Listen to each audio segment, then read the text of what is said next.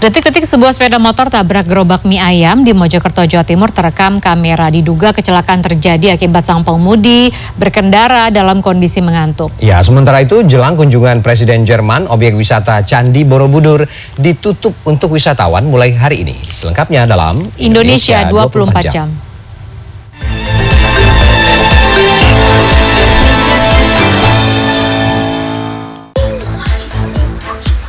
Diduga mengantuk, seorang pengendara yang melintas di Jalan Pemuda Mojosari, Mojokerto, Jawa Timur menabrak gerobak penjual mie yang berada di bahu jalan. Kejadian yang terekam dari kamera pengawas ini terjadi saat lalu lintas sedang ramai. Akibat kejadian ini, gerobak dan motor yang tabrakan hancur. Tidak ada korban jiwa dalam kejadian ini, korban hanya mengalami luka.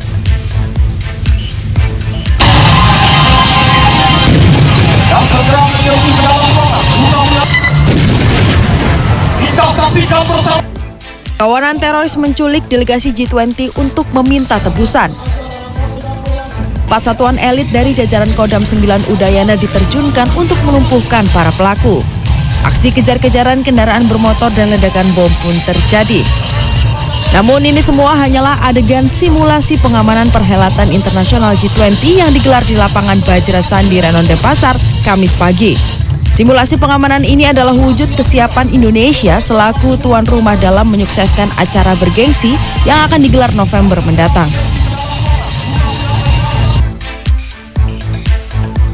Hari ini Candi Borobudur di Magelang, Jawa Tengah ditutup sementara untuk wisatawan dalam rangka kunjungan kenegaraan dari Presiden Jerman Frank-Walter Steinmeier ke Candi Borobudur. Penutupan akan dimulai dari pukul 7 pagi hingga 12 siang waktu Indonesia Barat dan akan dibuka kembali setelah kunjungan berakhir. Diketahui kunjungan Presiden Jerman ini dilakukan dalam rangka meninjau bantuan negara melalui Badan UNESCO. Tim Liputan, CNN Indonesia. Angin puting beliung menyapu puluhan rumah warga di 2 kelurahan di Maros, Sulawesi Selatan. Ya, sementara itu di Sulawesi Utara akibat abrasi jalan sepanjang 500 meter dan jembatan di pinggir pantai Amurang amblas. Detik-detik peristiwa alam yang merusak puluhan rumah ini terekam kamera.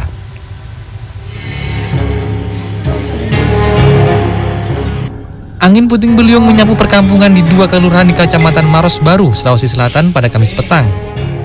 Sebelumnya, kumpulan awan terlihat membentuk pusaran dan seketika turun sangat kencang, berputar di tengah persawahan dan merusak permukiman warga. Badan Penanggulangan Bencana Daerah Maros memperkirakan ada sekitar 50 rumah yang terkena dampak di Kelurahan Baju Bodoa dan Kelurahan Baji Pamai. Selain merusak rumah, angin puting beliung juga menyebabkan puluhan pohon tumbang. Aduh, putus. Ada dalam orang putus jembatan. Di Minahasa Selatan, Jalan Boulevard sepanjang 500 meter di pinggiran pantai Amurang, Sulawesi Utara, Rabu siang kemarin amblas.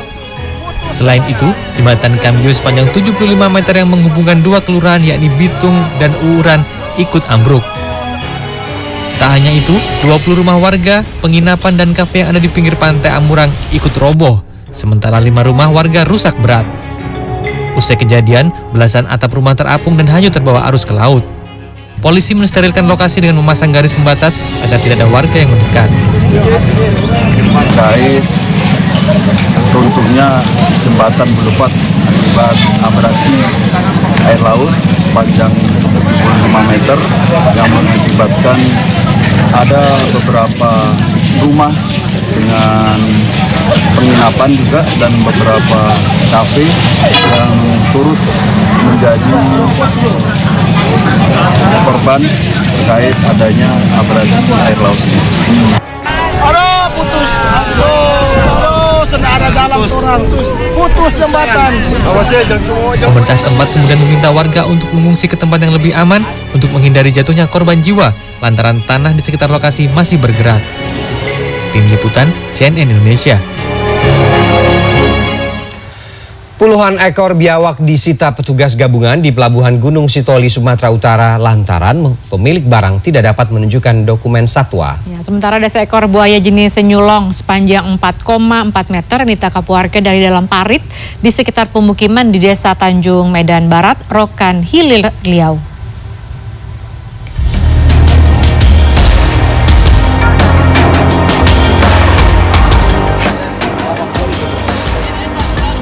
Kendaraan pembawa kumpulan biawak ini ditahan petugas gabungan dari polisi hutan, petugas karantina Dinas Kehutanan UPT Kesatuan Pengelolaan Hutan Wilayah Gunung Sitoli, dan personel kepolisian Resor Nias. Penahanan dilakukan petugas karena pemilik barang tidak dapat menunjukkan dokumen. Biawak asal Aceh Singkil ini rencananya hendak dipasarkan atau dijual ke berbagai daerah di Pulau Nias. Meskipun tidak tergolong dalam kategori hewan dilindungi, menurut petugas untuk melakukan perdagangan, pemilik barang harus melengkapi dokumen satwa. Tangkapan hari ini bukan merupakan binatang yang dilindungi. Namun dalam hal ini mereka perlu melengkapi dokumen. Ini bisa dikembalikan ke tempat asalnya karena tidak disertai dokumen.